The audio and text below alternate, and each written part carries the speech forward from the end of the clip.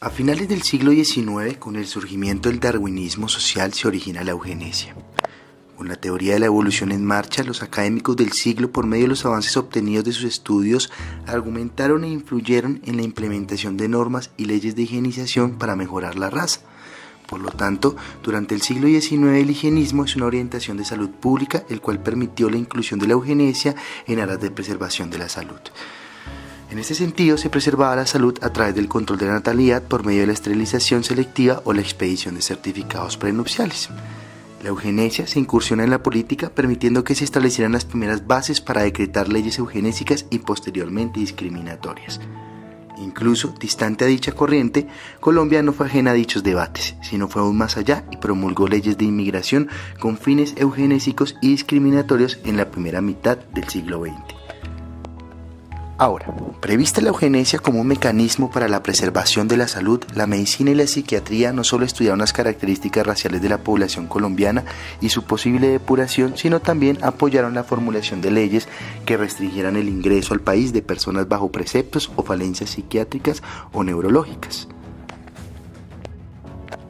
Así que, durante el siglo XIX surge y se consolida la eugenesia en el mundo como un movimiento biológico determinista, el cual se proyecta a legitimar las diferencias raciales desde un punto de vista científico. Para ello, este movimiento implementó estrategias tanto políticas y sociales como biológicas para examinar o mejorar biológica y moralmente las razas consideradas inferiores. Si bien el continente americano fluyó bajo las sendas del movimiento eugenésico implementando sus estrategias, el Cono Sur también lo hizo, el cual implementó distintas medidas políticas como las restricciones migratorias, estimulaciones de inmigración de individuos blancos europeos, fuertes campañas de higienización y finalmente certificados médicos prenupciales con el objetivo de regenerar la raza. Cabe resaltar que las condiciones sociales de Colombia permitieron que el movimiento eugenésico encontrara salvaguardas en todos los ámbitos de la vida nacional. Colombia, inmersa en un contexto latinoamericano permeado por la lógica eugenésica, puso en práctica postulados eugenésicos a través de mecanismos como la higiene social, promulgación de políticas migratorias eugenésicas, certificados prenupciales, políticas educativas moralizadoras y regeneradoras. El debate eugenésico en Colombia estuvo fuertemente motivado por los acuerdos celebrados en los diferentes congresos. De hecho, la delegación de Colombia participó activamente de todos ellos. De hecho, bajo la preocupación por la migración de razas indeseables abordadas en los diferentes encuentros eugenésicos, el Congreso de Colombia en 1920 expide la Ley 48 sobre la inmigración y extranjería.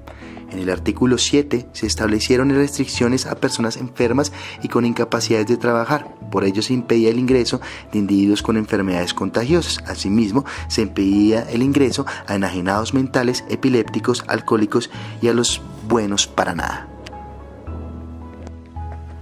Colombia replegaba en sus políticas internas el discurso global eugenésico, de tal manera que en 1924 Estados Unidos emitió una ley de cuotas de inmigración, en el cual se establecía el porcentaje de los diferentes inmigrantes que podían ingresar al territorio. Colombia, siguiendo este ejemplo, interesado en los riesgos eugenésicos que implica la libre migración, establece su propia ley de cuotas mediante el decreto 148 de 1935.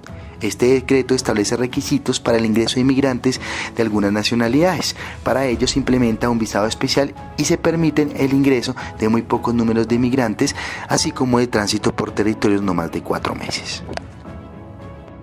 Es importante resaltar que el discurso eugenésico nacional está fuertemente inspirado en valores de salud. Por ello también se implementaron estrictas restricciones para quienes padecían de enfermedades mentales o contagiosas.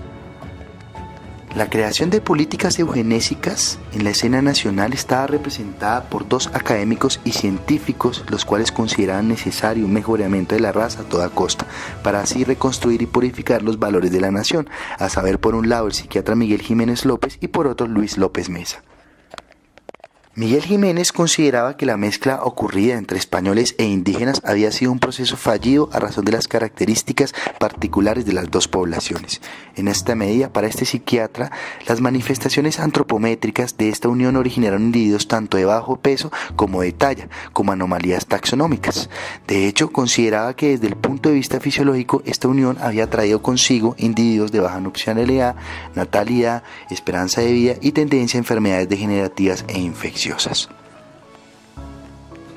Para Miguel Jiménez, la población colombiana presentaba signos de degeneración colectiva, el cual ponen en evidencia la inferioridad biológica de nuestra raza con respecto al promedio de la especie humana. De ahí que este psiquiatra proponga un refrescamiento de la sangre a través de actividades físicas, procesos de higienización y planteamientos de inmigración.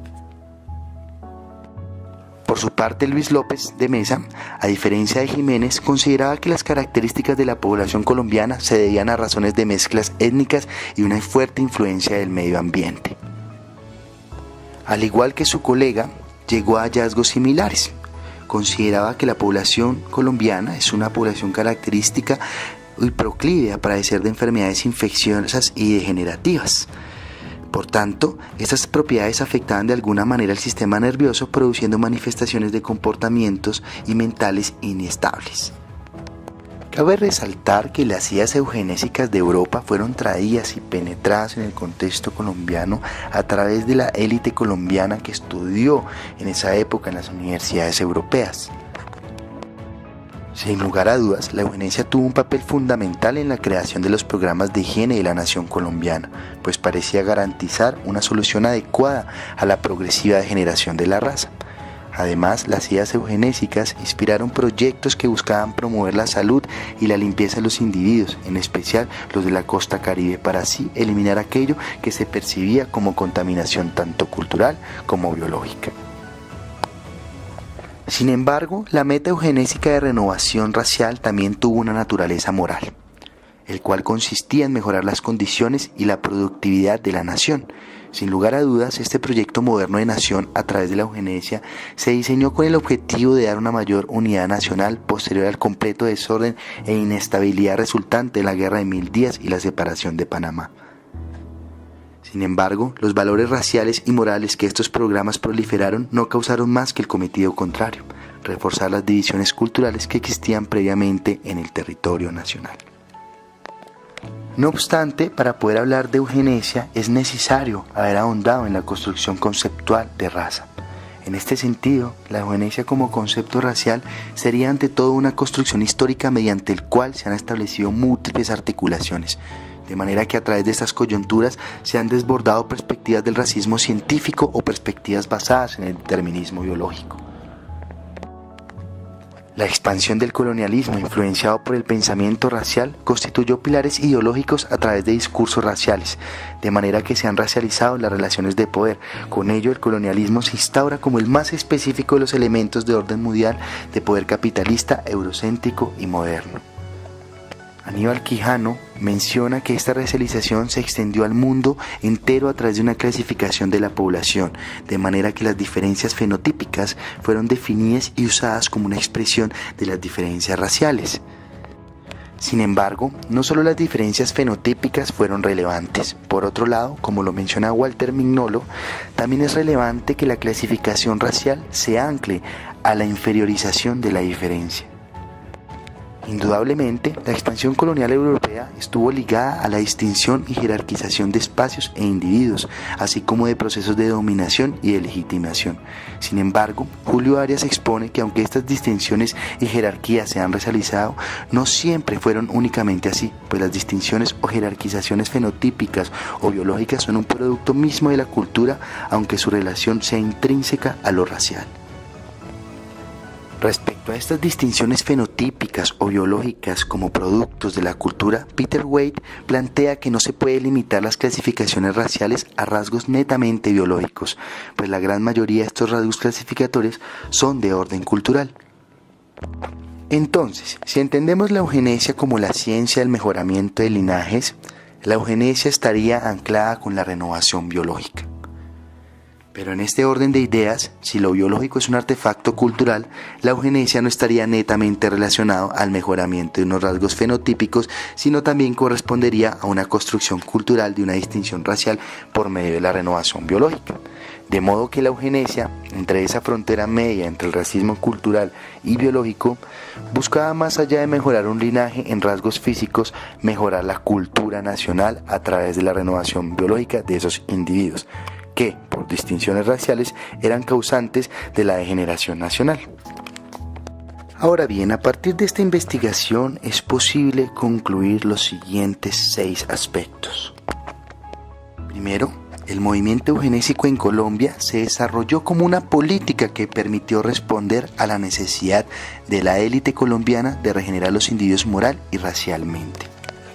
Segundo, respecto a la decadencia de la raza, es posible mencionar que en el momento una raza degenerada físicamente no podía avanzar intelectualmente, lo que sugiere entonces que en aquel momento se pensara en mejorar lo físico en términos eugenésicos. Por lo tanto, y en concordancia a los postulados de Arturo Spina y Andrés Claus, el cuerpo deja de ser pensado como un problema de la especie para convertirse en un asunto de ciudadanía. Pues precisamente a partir de esta noción inmersa en este proyecto modernizador de nación, se ampara la búsqueda de construir con solidez el cuerpo nacional, entendido como el conjunto de todos los cuerpos individuales, para así supuestamente formar un bloque sólido de cuerpos que construyan las fuerzas encaminadas al progreso de la nación.